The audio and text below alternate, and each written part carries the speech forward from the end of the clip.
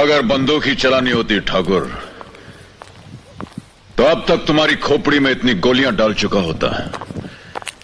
कि देखने वालों के लिए पहचानना मुश्किल हो जाता कि यह ठाकुर हंस की खोपड़ी है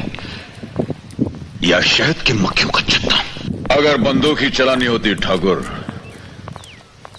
तो अब तक तुम्हारी खोपड़ी में इतनी गोलियां डाल चुका होता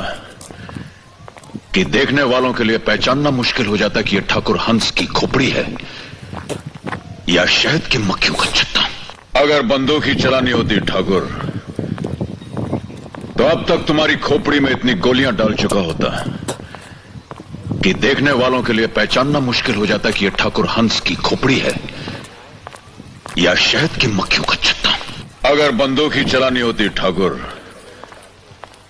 तो अब तक तुम्हारी खोपड़ी में इतनी गोलियां डाल चुका होता कि देखने वालों के लिए पहचानना मुश्किल हो जाता कि यह ठाकुर हंस की खोपड़ी है या शहद की मक्खियों का छत्ता। अगर बंदूक ही चलानी होती ठाकुर, तो अब तक तुम्हारी खोपड़ी में इतनी गोलियां डाल चुका होता कि देखने वालों के लिए पहचानना मुश्किल हो जाता कि यह ठाकुर हंस की खोपड़ी है या शहद की मक्खियों का छत्ता। अगर बंदूक ही चलानी होती ठाकुर,